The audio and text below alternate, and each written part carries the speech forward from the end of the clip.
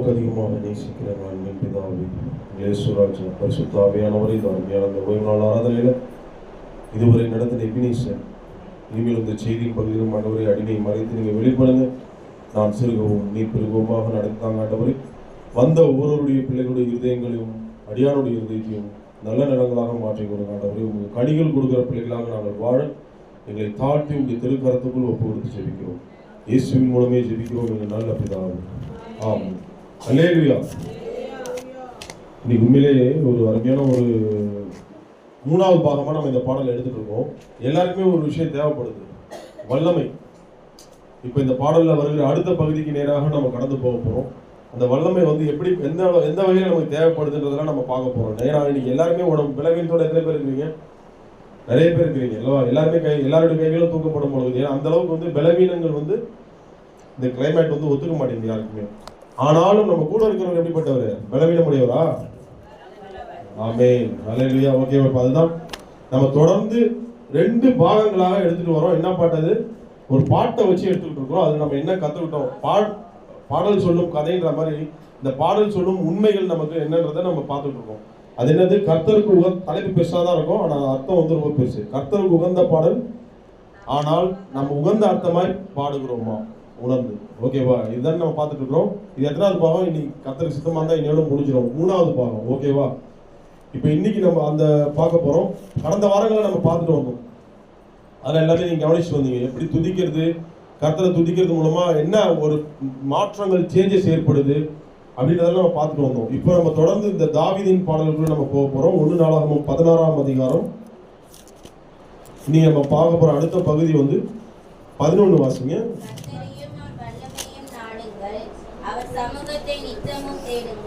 ஆமென். ஹல்லேலூயா. இந்த ஒரே ஒரு வசனம் வச்சு தான் நம்ம அடுத்தடுத்து என்னென்ன சேஞ்சஸ்லாம் அந்த பாடலில் இருக்கிறத நம்ம பார்க்க போகிறோம்.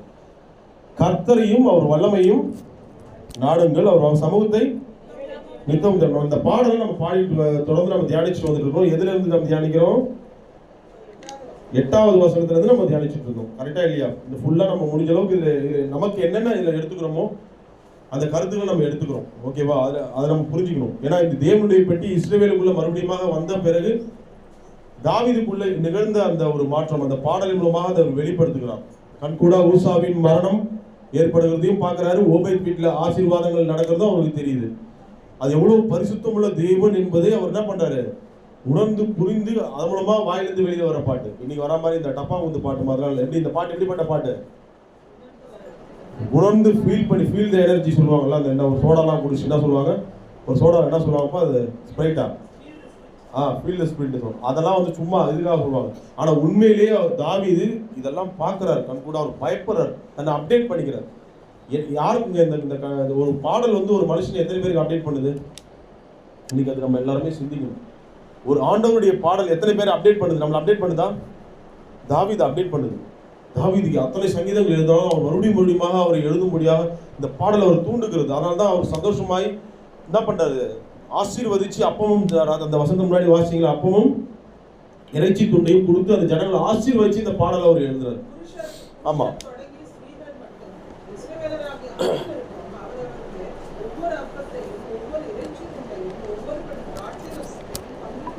அப்ப ஏதோ ஒரு கடமைக்காக பாடல. அவர் வந்து உணர்ந்து ஃபீல் பண்ணி பயந்து என்ன சொல்றது, மகிழ்ந்து பயந்து நினாலும் போட்டுங்க நடுக்கத்தோட இப்படிதான் அவர் வந்து பாருங்க. ஏன்னா கண்ணுக்கு எதுக்கு டைரக்டா ஒரு மரணத்தை, ஊசாவுடைய மரணம் வேற நடந்திருக்கு. ஒண்ணுமே புரியல. நான் போட வர அதெல்லாம் சொல்லிட்டேன். நீங்க நல்லா அவருக்கு பதட்டம் பயம் இருக்கும்போது தான் அவருக்கு தெரியுது, ஐயோ ஐயோ ஒப்பா நான் வணங்குற தெய்வம் எப்படிப்பட்ட தெய்வம் இல்ல, சாதாரண தெய்வம் இல்ல, மகா பரிசுத்தம் உள்ள தெய்வம். நேற்று கூட அந்த யாத்திராவெல்லாம் படிச்சுட்டு இருந்தா, அதெல்லாம் பயமா இருக்கு படிக்க அதை வச்சு பேசலாம். இப்ப பாருங்க, கர்த்தரையும் அவர் வல்லமையும் நாடுங்கள். அடுத்து அவர் பயத்தோடு கூட பயபக்தியோடு கூட மகிழ்ந்து பாடும் பொழுது, கர்த்தரையும் அவர் வல்லமையும் நாடுங்கள், அவர் சமூகத்தை நித்தமும் தேடுங்கள். கொஞ்சம் நல்லா யோசிச்சு பாருங்களேன். நம்ம தாவீதை குறித்து பார்க்க முன்னாடி கொஞ்சம் நம்மளை குறித்து கொஞ்சம் பார்க்கலாம். ஒரு பாட்டு வந்து ஒரு மனுஷனை வந்து மெய் சிலிர்க்க வைக்கும். கரெக்டா இல்லையா? இந்த மைக்கேல் ஜாக்சன் பாட்டெல்லாம் பார்த்தீங்கன்னா எப்படி இருக்குன்னா, நான் இதில் பார்த்தேன் யூடியூப்ல. ஒரு சின்ன பொண்ணு அப்படியே வந்து கதறி இது பண்ண பார்த்துருக்கீங்க. எத்தனை பேர் நீங்கள் பார்த்துருக்கீங்க? மைக்கேல் ஜாக்சன் சாங்ஸ் வந்து அப்போ அந்த மேடையில் ஆடும்போது பிசாஸ் அந்த இது பண்ணுற வேலை மெய் சிலிர்க்க வைக்கும். அவங்கள வந்து. ஆனா ஆண்டவருடைய பாட்டு ஆத்துமத்தையே சிலிர்க்க வைக்கும். கரங்களை தட்டி தேவன் நாமத்தை பயன்படுத்தலாமா? என்னது? கரங்களை உச்சமா தட்டுறது தான் நம்ம தேவனுடைய நாமத்தை பயன்படுத்தினாதான் அந்த ஒரு உணர்வு உணர முடியும். ஆத்துமத்தை என்ன பண்ணுமா? ஏன்னா ஒரு சாதாரண இறந்து போற ஒரு சாதாரண ஒரு மனித ஆடுறத மேடையிலேயே அப்படி பாட்டு அவரை வந்து அவருடைய மகிமை நேத்த மகிமை ஒரு டான்ஸ் அப்படி கையை அப்படியே எட்டுக்கால் பூச்சி மாதிரி அதுல என்ன ஒண்ணுமே கிடையாது. ஆனா உண்மையிலேயே கர்த்தருடைய மகிமையை ஆத்துமா அந்த ஒரு பாடும் பொழுது தாவீது பயப்படுறாரு. ஐயோ பத்தவே பத்தாது அவரை துதிக்கிறது. என்னது? துதிக்கிறது மட்டும் பத்தவே பத்தாதுங்க. ஐயோ பத்தவே பத்தாது. அவர் அப்படி அந்த மாதிரி தான் பாடுறாரு. எதுவுமே வந்து ஒரு நிறைவடையாம இருக்குது ஆண்டவரே, உங்களுக்கு ஏதோ ஒரு குறையோட கூடவே இது பண்ண மாதிரி அந்த ஃபீலிங்கோட தான் பாடுறாரு. எத்தனை பேர் அந்த மாதிரி வந்திருக்கிறீங்க? அந்த ஃபீலோட வரணும். கர்த்தரை துதிக்கிறது எனக்கு பத்தல, அவர் ஜெபிக்கிறது எனக்கு பத்தல, இன்னும் இன்னும் இன்னும் இன்னும் இன்னும் இன்னும் அந்த மாதிரி எத்தனை பேர் வந்திருக்கீங்க? துதிக்கிறது போர் அடிக்குது, ஜெபிக்கிறது போர் அடிக்குதுன்னு வந்தாலும் அந்த வல்லமையை உணர முடியாது.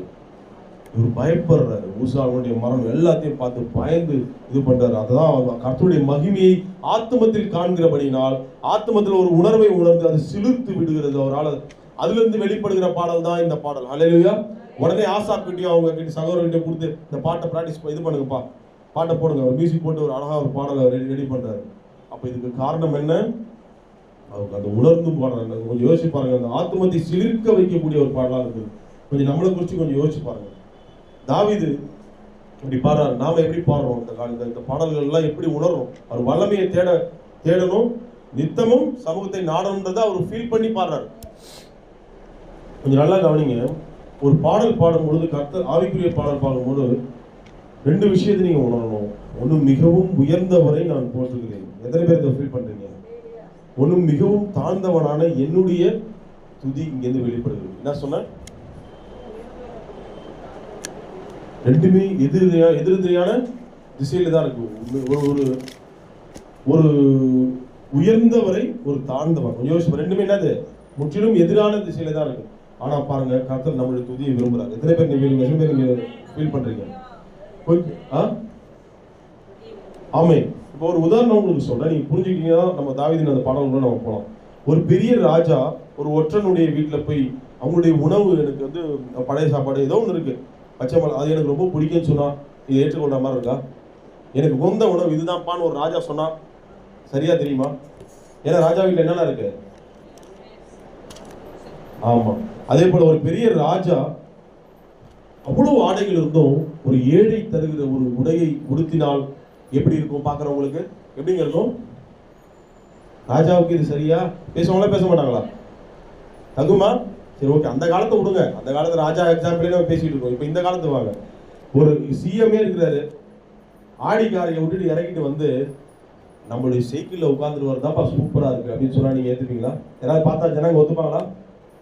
ஏன் ஒத்துக்க மாட்டாங்க? அவருடைய என்ன மாதிரி ஸ்டேட்டஸ், அவர் எப்படிப்பட்டவரா இருக்கிறாரு, என்ன மாதிரி பதவி, நம்ம சைக்கிள்ல வந்து உட்கார்ந்து சூப்பர்னு சொல்லிட்டு போறாரு. உண்மையிலே நம்ம துதி அப்படிதாங்க. நீங்க நினைச்சிட்டு இருக்கீங்க பெரிய ஆள்லாம் வந்து இங்க வந்து துதி கூட. நம்ம எப்படிப்பட்டவங்க? நம்ம பரலோகத்துல கோடானு கோடி தூதர்கள் இருக்கிறாங்க. எத்தனை பேர் சேனைகளின் கர்த்தர் பரிசுத்தர் பரிசுத்தர் சொல்றாங்க. அதெல்லாத்தையும் விட இந்த ஏழை என்னுடைய துதியை கேட்கிறாரே, அதுதாங்க பெருசு. கரங்க தட்டி தேவன் நம்ம பயன்படுத்தலாமா? இந்த பாடல் அப்படிதாங்க சொல்லி ஆரம்பிக்கப்படுது. ஏழை, அதால் தான் அவர் கடைசியில் தாவீது தாழ்மைப்படுறாரு. அற்பனும் நீசனுமா இருக்கிறான். அந்த ஒய்ஃப் கூட கிண்டெல்லாம் எவ்வளோ பண்ணியிருக்காங்க. அந்த இதெல்லாம் நீங்க வாசிச்சு பார்த்துருக்கீங்க. கிண்டெல்லாம் பண்றாங்க. அப்போ நான் இன்னமும் என்ன அற்பமும் நீசனுமா நான் பார்க்கிறேன். யோசிப்பாங்க. அதுதான் சொன்னேன், மிகவும் உயர்ந்தவரை துதிக்கிற துதி, ஆனா மிகவும் தாழ்ந்த எண்ணிலிருந்து அது புறப்படுகிறது. எத்தனை பேர் இதை ஃபீல் பண்றீங்க? அப்படி உணர்ந்தாதான் அந்த துதி உண்மையிலே அது உண்மையான துதியா இருக்கும். இந்த ஏழை என் துதியை அவர் கேட்கிறாரு. கொஞ்சம் யோசிச்சு பாரு. நான் என்னதான் அவர் ஸ்தோத்திரம் ஆண்டவரே, என்னுடைய துதியை அவர் விரும்பி கேட்கிறாரு. அழகான ரெண்டு ரக்க வச்சுட்டு தூதர்கள்லாம் இருக்கிறாங்க. நான் ஒரு சாதாரண ஒரு ஆள், என்னுடைய துதியை வந்து அவர் கேட்கிறாரு. அதுதாங்க தெய்வம். ஹல்லேலூயா.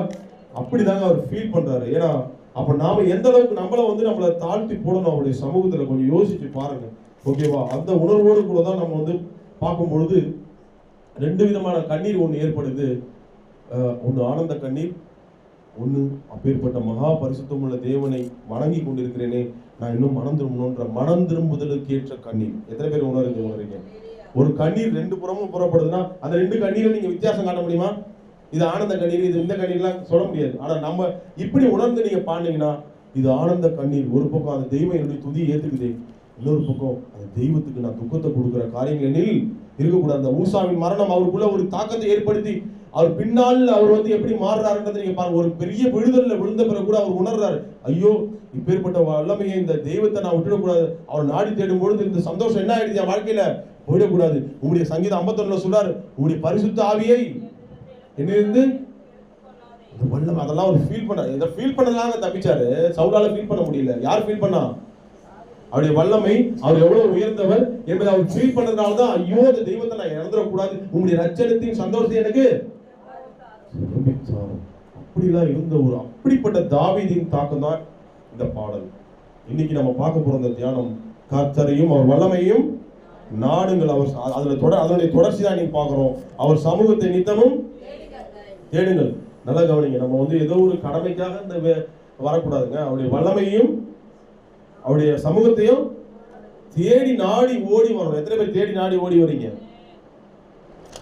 அந்த அந்த வாஞ்சி தான் அவர் எதிர்பார்க்கிறார். இடத்துல வாஞ்சியா இருக்கிறவன் எவனோ அவனை உயர்ந்த அடைக்கிறதுல அவர் வைக்கிறாரு. தப்பு வைத்து அவன் என்ன பண்றாரு? அந்த ஒரு வாஞ்சியோடு கூட நீங்க வரணும். பாருங்க, நல்லா நீங்க பார்க்கணும்னா, ஆண்டவரை உண்மையாக நீங்க நேசிக்கிறவங்களா இருந்தீங்கன்னா, கர்த்தரின் நாமம் எனக்கு விடுதலை தரும், நோயிலிருந்து பேயிலிருந்து விடுதலை தரும். இதை மாத்திரம் நம்பாது. இந்த வார்த்தையை நீங்க வாசிங்க, நீதிமொழிகள் 18:10. அந்த நாமம் தாங்க எனக்கு துர்கம் சொல்லி, அவர் தான் எனக்கு வல்லமை தருகிறவர். எல்லாமே தேடி அந்த துர்கம் என்று ஓடி ஒளிந்து கொள்வான்.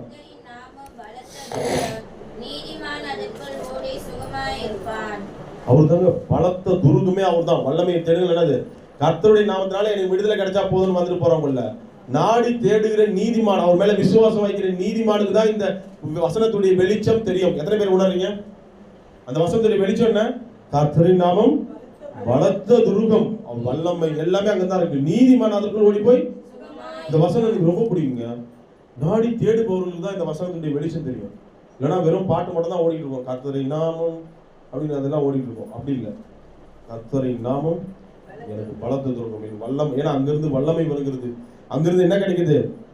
நமக்கு முன்னாடி படிச்சோமே, கர்த்தரை 10ஆம் வசனத்தினுடைய இறுதி பகுதி, கர்த்தரை தேடுகிறவர்கள் இருதயம், அவர் சமூகத்தை நித்தமும் தேடுகிறவர்கள் இருதயம் என்ன இருக்கு? மகிழ்ச்சி. எல்லாமே அங்கதான் புறப்படுகிறது அந்த வல்லமை. அப்போ அந்த அதனால நீதிமான் எங்க வேற எங்கேயும் ஓட மாட்டான். அவரை விட்டுட்டு வேற எங்கேயுமே அவர் ஓடக்கூடிய இடம் எங்க? கர்த்தருடைய நாமம் அவருக்குள்ளதான். ஓடி, அதில் ரொம்ப பிடிச்சது, ஓடி சுகமா இருப்பான். ஏன்னா அந்த அளவுக்கு வந்து அவருடைய நாமம் வல்லமை தருகிற ஒரு நாமமாக இருக்கிறது. பலம் உள்ளவனுக்காகிலும் பலனற்றவனுக்காகிலும் அவர் என்ன பண்றது? தோல்வியிலும் இல்லாமையிலும் வியாதியிலும் எல்லா பகுதியிலும் உங்களை பலப்படுத்தி, பாவத்திலே விழுந்தா கூட பரிசுத்தம் என்ற ஒரு பலம் நமக்கு கிடைக்காம இருக்கும் பொழுதும் அந்த பரிசுத்தம் என்ற பலத்தையும் அருள்பவர் அவர் தான். கரங்களை தட்டி தேவனுடைய நாமத்தை மயப்படுத்தலாமா? எல்லா வல்லமையும் அங்க கிடைக்குது. என்னென்ன வல்லமை? ஒரு வியாதி இது மட்டும் நீங்க பார்க்காதீங்க, சரீர பலவீனம் மட்டும். பரிசுத்த வாழ்வு, அதுதான் மெயின். பரிசுத்த வாழ்வுக்கு தேவையான வல்லமையும் அவர் கொடுக்கிறார். வேற எந்த ஒரு உலகத்துல வேற எந்த தெய்வமும் தராத ஒன்று அவர் தான் தருவார். ஏன்னா அவர் பரிசுத்தர், நான் பரிசுத்தர்.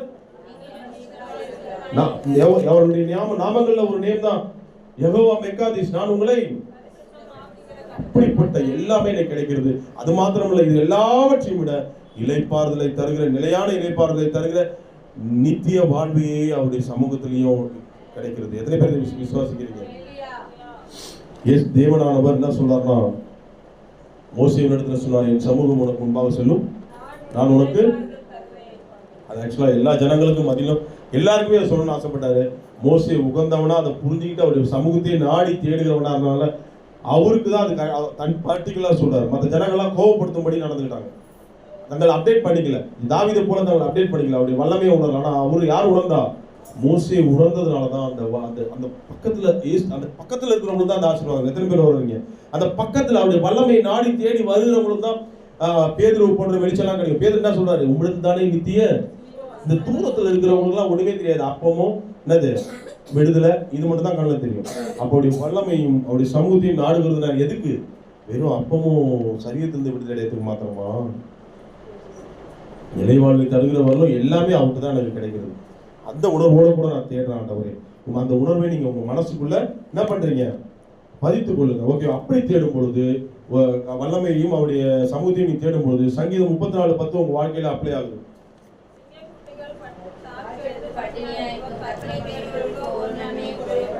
கர்த்தரை தேடுகிறவர்களுக்கோ என்ன அருமையா சொல்றாங்க பாருங்களேன். இந்த தாவீது அவருடைய வாழ்க்கையில குறைவுகள் என்பது இல்லாத அளவுக்கு கடவுள் நடத்துறதுக்கு காரணம் அவர் எப்படிப்பட்டதா இருந்தார். எல்லா பகுதிகளும் கர்த்தரை சரி, பாவத்திலே விழுந்துட்டா கூட அது கூட அவரை அமிழ்த்தி விடாத அளவுக்கு அவர் கர்த்தரை என்ன பண்ணாரு, மறுபடியும் மேல் எழும்புறதுக்கு காரணம் அவருடைய வல்லமையையும். பாவம் ஒரு மனுஷனை டோட்டலா அவனுடைய பலத்தை எடுத்து என்ன பண்ணிடும், டோட்டலா என்ன பண்ணுவோம், பலத்தை எடுத்துடும், உறிஞ்சிடும். ஆனாலும் எனக்கு வல்லமையை தேடுகிற என் கர்த்தர் என்னை தூக்கி விட வல்லவரா இருக்கிற கரங்களை தட்டி தேவன் அந்த மேம்படுத்தலாமா. பச்சை பால் கிட்ட விழுந்து விட்டார் அவர். அந்த எழுந்திருக்கவே முடியாத ஒரு விளைவில இருந்துச்சு. ஆனாலும் தூக்கினார் கர்த்தர். அந்த வல்லமையை நாடினதுனால தானே, அவர் சமூகத்துல தேடினதுனால தானே.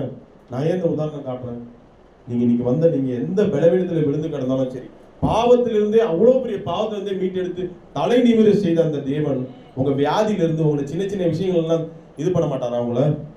அவருக்கு சின்ன விஷயம் தான், உங்களுக்கு ஒன்றா பெரிய விஷயமா இருக்கலாம். எத்தனை பேர் என்னங்க சின்ன விஷயம் சொல்றாரு இவரு அப்படின்னு அனுபவிக்கிற எனக்கு தானங்க தெரியும் அப்படின்னு. அவருக்கு அதெல்லாம் லேசான காரியம். சொல்லுங்க பாக்கலாம், என் பலவீனத்தை எடுத்து போறதா என்னது? ஏன்னா அவர் வல்லமே அவர் கொடுக்குறாரு. அவர் பலத்தினால் அருமையான சகோதரர் நீ பாடும்போது ஒரு காரியம் சொன்னாரு. கர்த்தர் ஆவியானவர் அப்பயே நம்ம வெளிப்படுத்தினார். பலத்தினாலும் அல்ல, தேவ ஆவியினாலே ஆகும். எல்லா பகுதிகளிலும் நம்மள சரீரத்திலையும் சரி, ஆத்மத்திலையும் எல்லாத்துலையும் சரி, நம்ம சின்னத்தனமா அதுக்காகவே நம்ம ஜெபிக்க கூடாது. அதனையும் தாண்டிய வல்லமையை உங்களுக்கு கொடுக்குறாரு. பரம் சேர்க்கிற வல்லமையும் அவர்கிட்ட இருக்கு. சும்மா இந்த உலகத்தோடவே இந்த குண்டு சட்டுக்குள்ளேயே குதிரை ஓட்டுறதுக்காக உங்களை அவர் அழைக்கல. அவர் அங்க கொண்டு சேர்க்கிற அளவுக்கு ஒரு வல்லமை இருக்கிறது. எத்தனை பேர் நம்புறீங்க? நித்திய ஜீவனை தருகிற வரலும் ஒரு வல்லமை இருக்கிறது. கடைசி வரலும் உங்களோட கூட இருக்கிற உங்களுக்கு கூட இருக்கிறதுக்கு தேவையான வல்லமையை அவர் கொடுக்குறாரு. அதை நீங்க முடிவு பரிந்தும் ரட்சிக்கப்படுகிறதுக்கு தேவையான வல்லமையை உங்களுக்கு கொடுக்குறார்.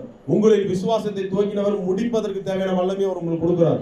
அவர் வல்லமையை பட்டியலிட்டுட்டே போலாம். நீங்க அப்படிப்பட்ட தேவனை அப்படியாக நீங்க பாருங்க. பாத்தீங்கன்னா உங்க வாழ்க்கையில நீங்க எப்படி ஜெபிக்க ஆரம்பிச்சிருங்க. இந்த தாவீதை போல ஜெபிக்க ஆரம்பிப்பீங்க. சங்கீதம் 18:1 வாசிங்க. எப்படி ஜெபிப்பீங்க? நாங்க இது என் பெலனாகிய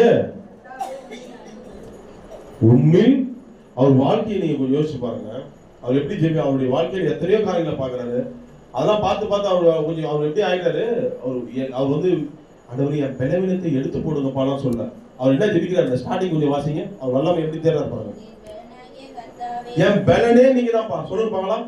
என் பலனே இது வாயில அறிக்கை செய்யணும். சொல்லு, எல்லாருமே அறிக்கை பண்ணுவீங்களா? சொல்லுங்க பார்க்கலாம். என் பலனாயே நீங்க தான் ஆண்டவர். அவ்வளவுதான்.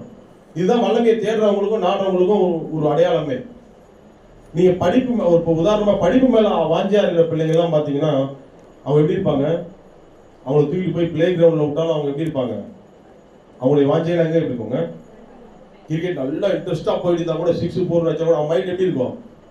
எக்ஸாம் படிக்கணும். அது போல நீங்க இந்த உலகத்திலே இருந்தா கூட உங்களுடைய கவனம்லாம் எங்க இருக்கும்? அவருடைய சமூகமும் அவரை தேடுகிறதுன்னு நீங்க இருந்தீங்கன்னா அவங்க மைண்ட்ல எப்படி இருந்துச்சுன்னா எங்க விட்டாலும் அதெல்லாம் பட்டும் படாம தான் இருக்கும். உங்களுக்கு மைண்ட் எங்க இருக்கும்?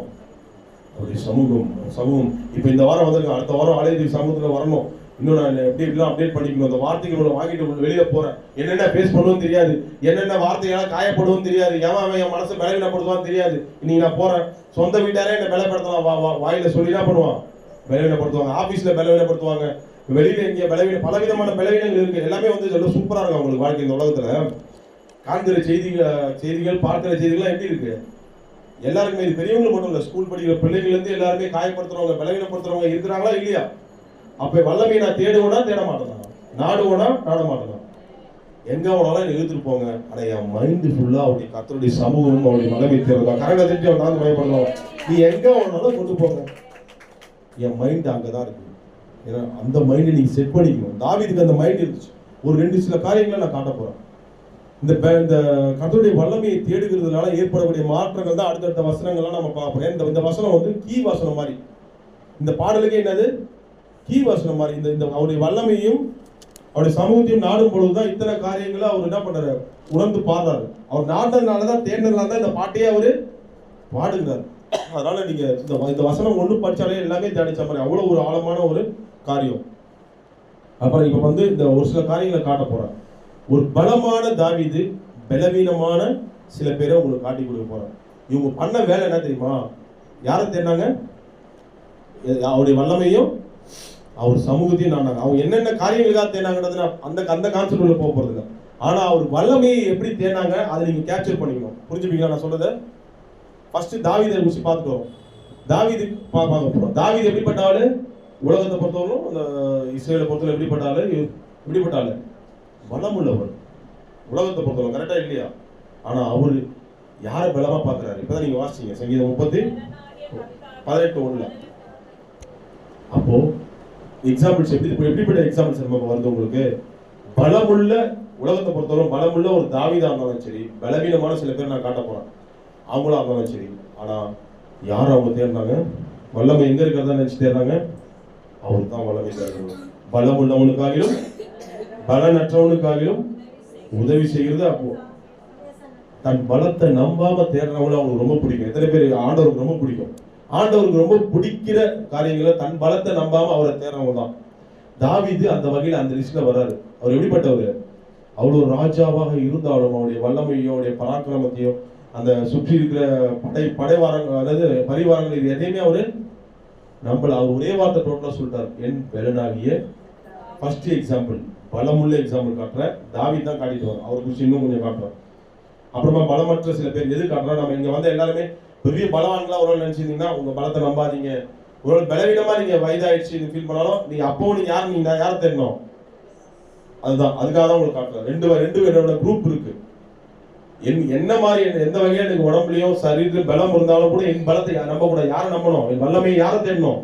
அதுக்காக தான் இந்த உதாரணம். ஓகே, ஃபர்ஸ்ட் தாவீது. அவர் எப்படிப்பட்டவர்? அவர் ராஜாவா இல்ல இதுவா ஒற்றனா? நல்ல தெளிவா தான் இருக்கீங்க. தாவீது எப்படிப்பட்டவர்? ராஜா. அந்த ராஜா எப்படிப்பட்டவரா இருப்பாரு? பல விதமான சூழ்நிலைகளை அவர் ஃபேஸ் பண்ணியிருக்கிறாரு.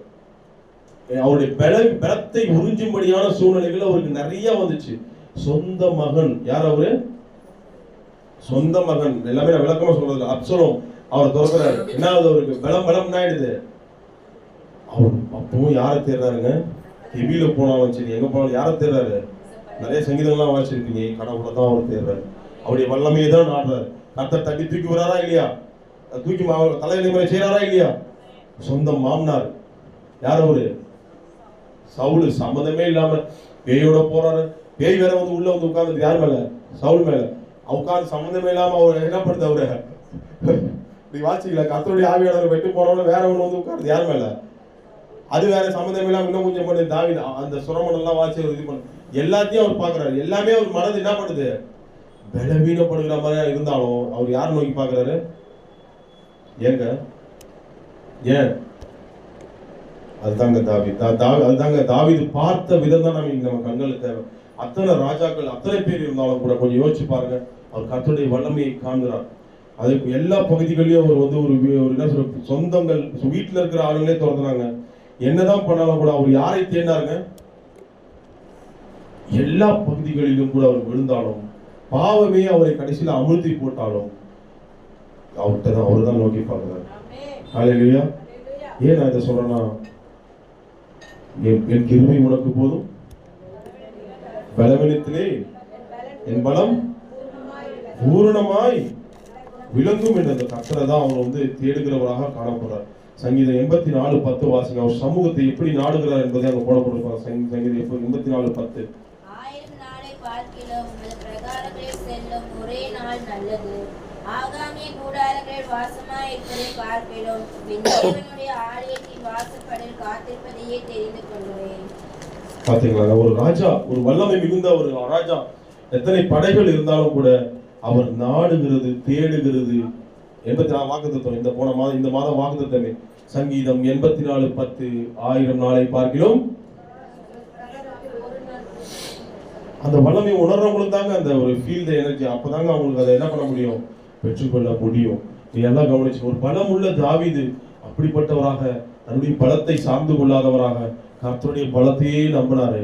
கடைசி வரலும் கர்த்தர் நீங்க சகோதரர் சொன்னபடி எங்க இருதயத்துக்கு ஏற்ற தாசனாக அவர் பார்த்தார். இன்னைக்கு உங்களை என்னை அப்படி பார்க்க எத்தனை பேர் விருப்பப்படுறீங்க? அப்படி பார்க்கணும்னா நீங்க அப்படி வல்லமையை தேடணும், ஒரு சமூகத்தை நாடணும். நாடும் பொழுது அவர் அதிகமாக உங்களை நேசிக்கிறவராக காணப்படுறார். அடுத்து ஒரு உதாரணம், இது பலமுள்ள உதாரணம். அடுத்து வந்து பலவீனமான உதாரணம். எந்த காரியங்களுக்குன்னு பார்க்காதீங்க, அவங்க தேடின விதத்தை நான் காட்டுறேன். அவங்களுக்கு ஒவ்வொரு சூழ்நிலை இருக்கலாம். ஓகேவா? இப்ப பலவீனமான அன்னாள் யார்? அவங்க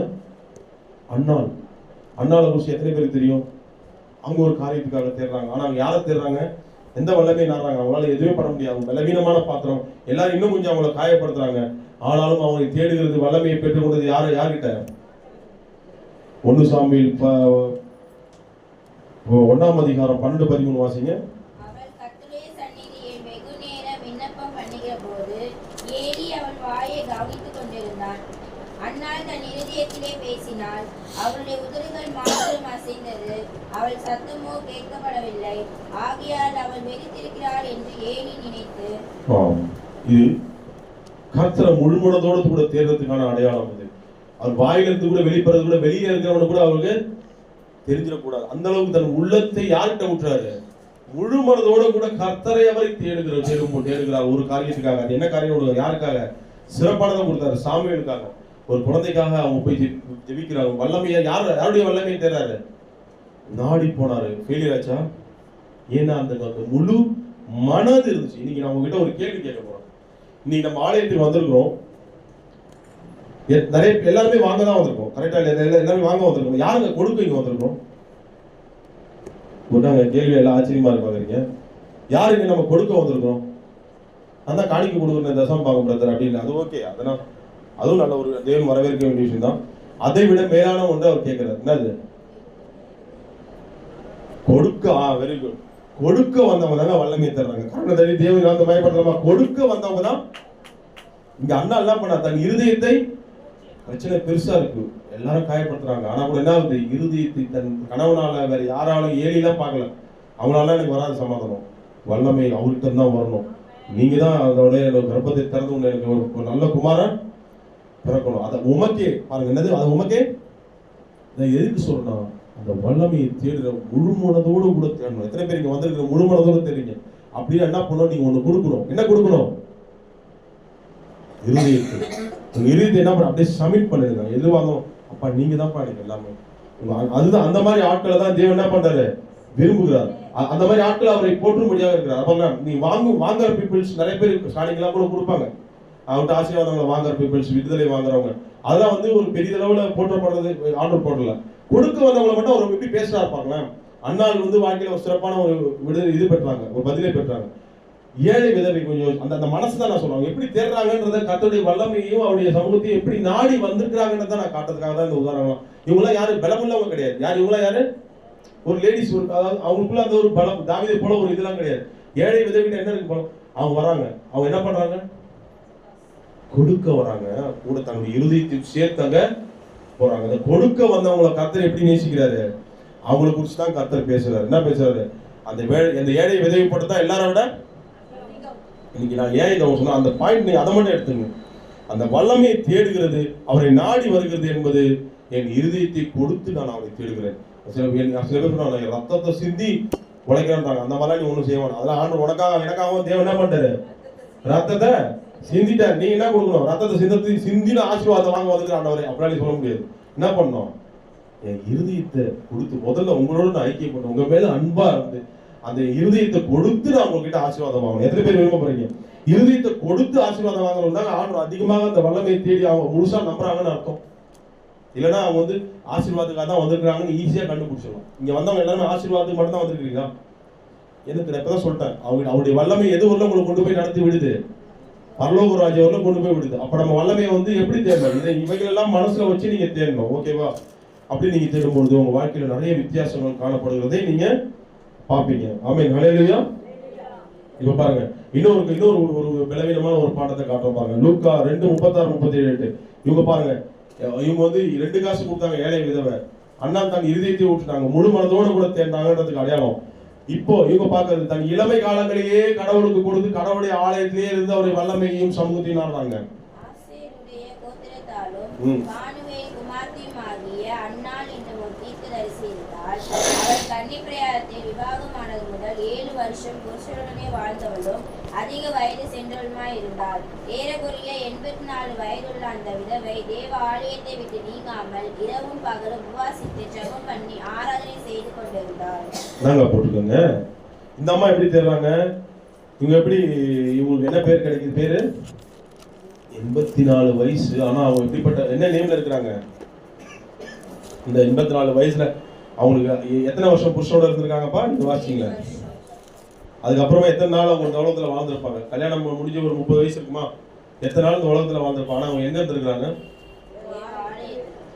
அவங்களுடைய வாஞ்சை எப்படி கடவுளை தேடுவதாக இருக்கிறது? எப்படி தேடுகிறதா இருந்துச்சு? கொடுத்து தேடுறாங்க. நான் சொல்லல, நீ வந்து நம்ம எல்லாருமே கொடுக்குறவங்க வந்திருக்கிறோமா? கொடுத்தா என்னத்தை கொடுத்தாங்க? தன்னுடைய இளமை காலமே இருந்தாலும் கூட என் தெய்வத்துக்கு முன்னாடி வேற புருஷன் அந்த வல்லமை தெரியல, உலகத்துல இருக்கிற கிடைக்கக்கூடிய சக்திகள் எதுவும் அந்த வல்லமை எதுவுமே அவனை நாடி போறது. அவங்க பண்ணிருக்கலாம் பண்ணக்கூடாதானே? பண்ணிருக்கலாம். ஆனா எதுக்காக இந்த உதாரணம் காட்டுறேன்?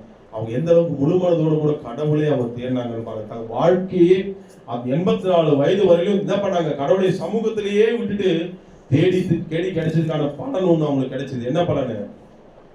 அந்த வார்த்தையை வாசி 38 கர்த்தராகிய அந்த இயேசு கிறிஸ்துவை தரிசனம் கண்டாங்க. ஹல்லேலூயா.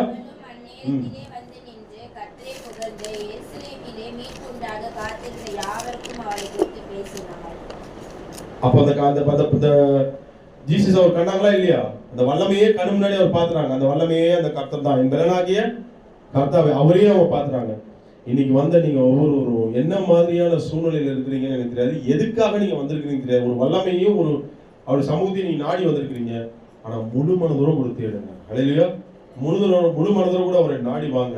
நிச்சயமா ஃபெயிலியர் ஆகாது. உங்க காரியங்கள் எதுவாக இருந்தாலும் ஃபெயிலியர் ஆகாதுங்க. எத்தனை பேர் இதை உணர்றீங்க?